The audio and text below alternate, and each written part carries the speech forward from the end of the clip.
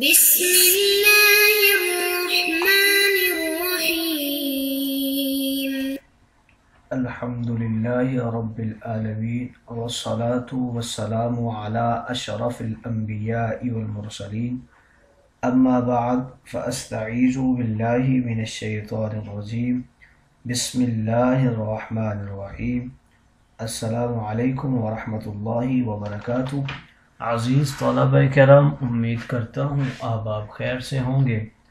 انشاءاللہ آج ہم تفسیر جلالین کے درس نمبر 208 میں سپارہ نمبر 18 سے سورہ نور کی منتخب کردہ آیت 43 کو پڑھنے کی سعادت حاصل کریں گے، جن میں کلام باری تعالیٰ و کلام مفسر کا ترجمہ ہوگا. ربط و تعلق آیات کو ذکر کریں گے. کلام مفسر کی تشریح و توضیح کرتے ہوئے دیگر مفسرین کرام کے اقوال ذیشان کو ذکر کرنے کی سعادت حاصل کریں گے، اور ساتھ ساتھ درس پر ہونے والے اعتراضات کا جواب دینے کی کوشش کریں گے. تو آئیے طلبہ کرام بلا تاخیر بڑھتے ہیں اپنے آج کے درس کی طرف. بسم اللہ الرحمن الرحیم. رب تعالیٰ نے ارشاد فرمایا: الم تر ان اللہ یزجی سحابا ثم یؤلف بینہ ثم یجعلہ رکاما فتر الودق یخرج من خلالہ وینزل من السماء من جبال فیہا من برد فيصيب به من يشاء ويصرفه عن من يشاء يكاد سنا برقه يذهب بالابصار. آئیے طلبہ کرام سب سے پہلے اس آیت مقدسہ کا ماقبل آیات کے ساتھ ربط اور تعلق جان لیتے ہیں. تو علماء و مفسرین کرام فرماتے ہیں کہ پچھلی آیات میں اچھے برے بندوں کے اچھے برے دنیاوی اعمال کا ذکر فرمایا گیا ہے.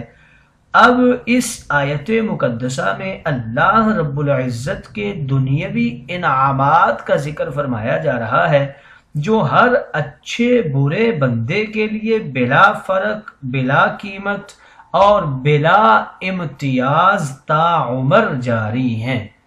آئیے طلبہ کرام ربط و تعلق آیات کے بعد بڑھتے ہیں آج کے درس کے ترجمہ کی طرف.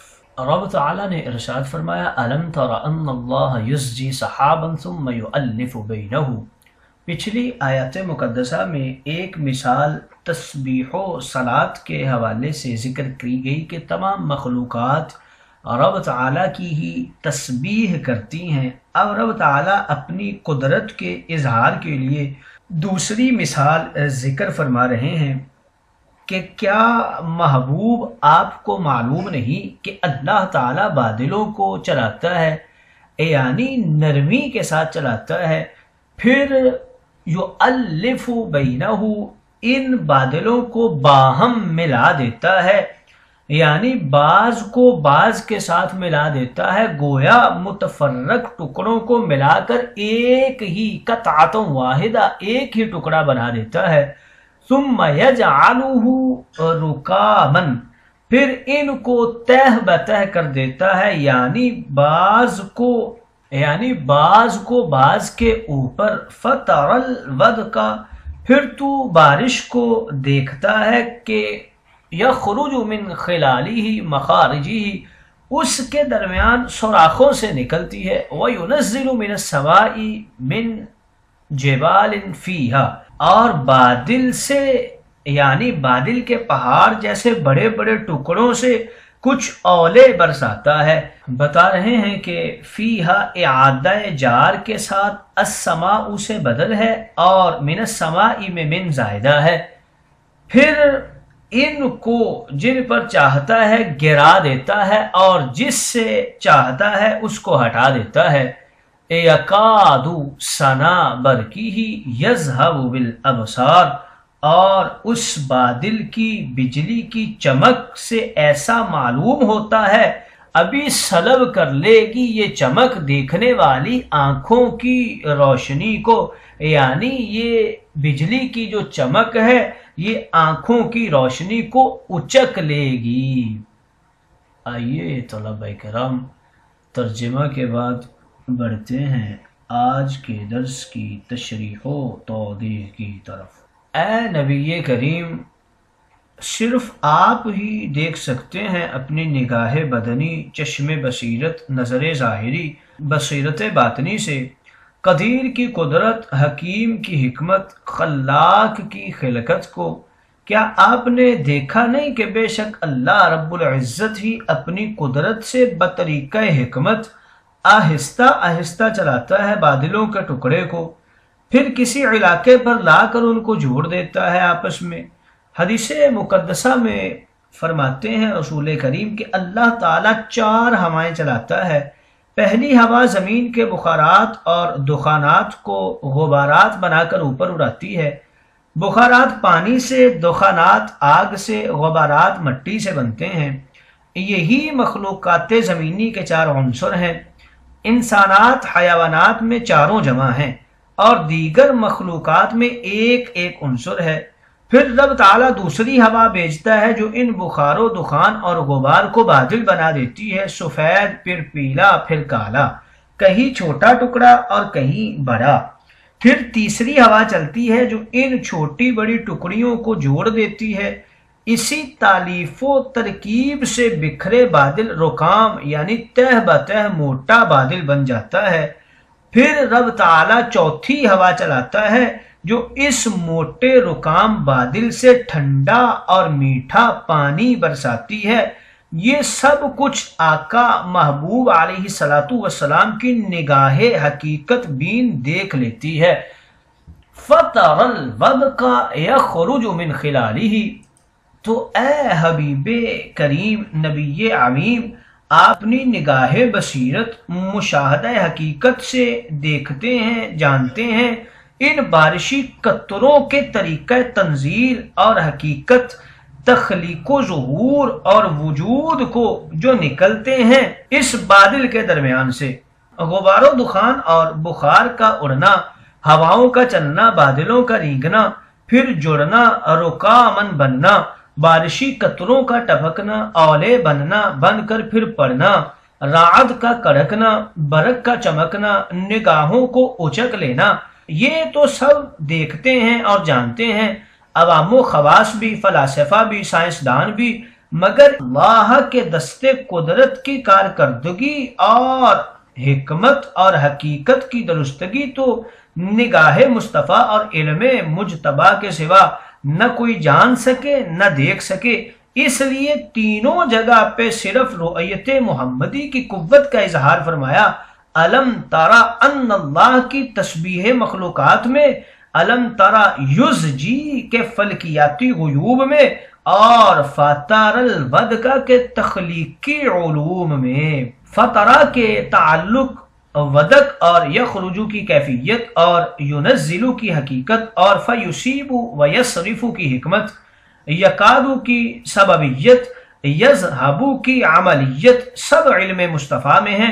اسی لیے فرمایا گیا کہ اے نبی، کیا تم نہیں دیکھتے، یعنی آپ ہی تو دیکھتے ہیں کہ دیگر قدرتوں کے علاوہ اور وہی نازل فرماتا ہے آسمانوں کے پہاڑوں میں سے، ان میں کچھ برف ٹھنڈ بنا کر تو وہ برف کے موٹے موٹے اور سخت اولے مصیبت بنا کر جس پر چاہتا ہے اللہ رب العزت برسا دیتا ہے، مالی، جانی، زرعی اور ثمرہ کی ہلاکت بنا کر، غلوں کے کھیت، باغوں کے پھل بوٹے، اولوں سے ان کی تباہی ہو جاتی ہے، بہت سے انسان بھی مر جاتے ہیں، سر پھٹ جاتے ہیں، اور وَيَصْرِفُهُ عَمَّن يَشَاءُ، اور جس سے چاہتا ہے اسے پھیر دیتا ہے اللہ تعالیٰ اپنا رحم و کرم فرما کر، یعنی جس قوم اور فرد سے چاہے اولے پڑنے کی اس ہلاکت و تباہی والی مصیبت کو پھیر دیتا ہے۔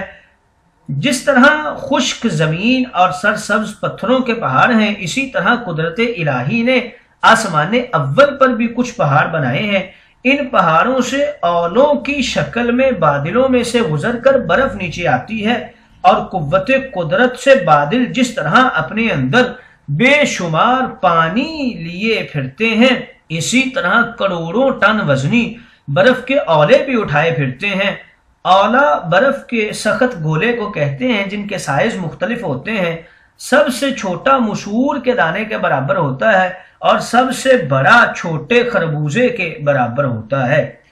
لفظ برد جو ذکر کیا گیا ہے یہ عام ہے ہر قسم کی جمی اور بکھری آسمانی برف کے لیے، مگر یہاں صرف موٹے اور بڑے اولے مراد ہیں، کیونکہ بکھری برف آسمانی بادل کی طرف سے پہاڑوں اور جزیروں پر سفید روئی کی طرح گرتی ہے صرف سردیوں میں، اور بہت اونچے پہاڑوں پر 12 مہینے ہی گرتی رہتی ہے۔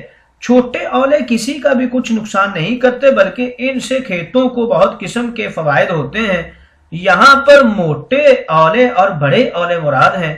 یکاد سنا برقیہ یذہب بالابصار، کیا عجیب شاہکار قدرت ہے کہ زمین سے بخارات اور بخارات سے بادل، بادل میں پانی، پانی میں آگ کی بجلی اور بجلی میں کڑک اور کڑک میں چمک ایسی تیز اور سخت کے قریب ہے اچک لے جائے انسانوں حیوانوں کی بڑی بڑی تیز نگاہیں۔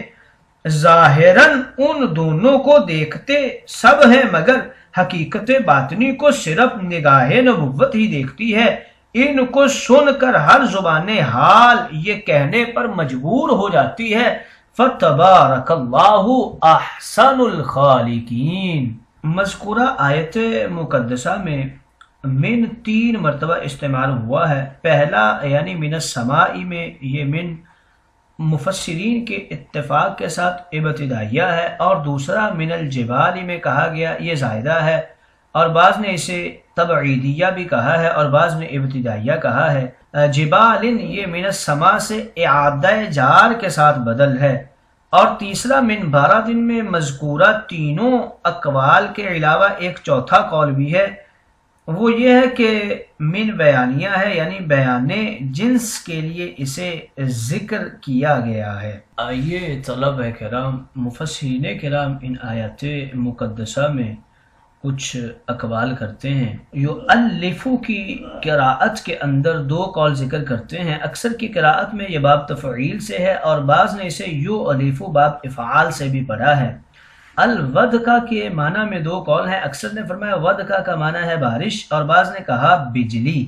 خلالہ کی قراءت میں 2 قول ہیں۔ اکثر کی قراءت میں خلالہ مرکب اضافی ہے، یہ جمع ہے خلل کی، جیسے جبال جمع ہے جبل کی، اور بعض کی قراءت میں خلائن یہ حمزہ کے ساتھ ہے، اور خلال خود واحد ہے جمع نہیں ہے، اور یہ حجاب اور حجار کے وزن پر ہے۔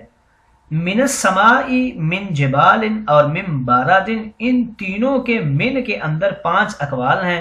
بعض نے فرمایا یہ تینوں من بازیت کے لیے ہیں، یعنی آسمان کے کچھ حصہ کی طرف سے، کچھ پہاڑوں سے، کچھ برف، اور بعض نے کہا یہ تینوں زائدہ ہیں، اور بعض نے کہا پہلا زائدہ ہے، دوسرا اور تیسرا تبعیدیہ ہے، اور بعض نے کہا کہ پہلا تبعیدیہ ہے، دوسرا اور تیسرا زائدہ ہے، اور بعض اس بات کے قائل ہیں کہ پہلا ابتدائیہ ہے، دوسرا تبعیدیہ ہے اور تیسرا بیانیہ ہے، اور یہی قول زیادہ صحیح ہے۔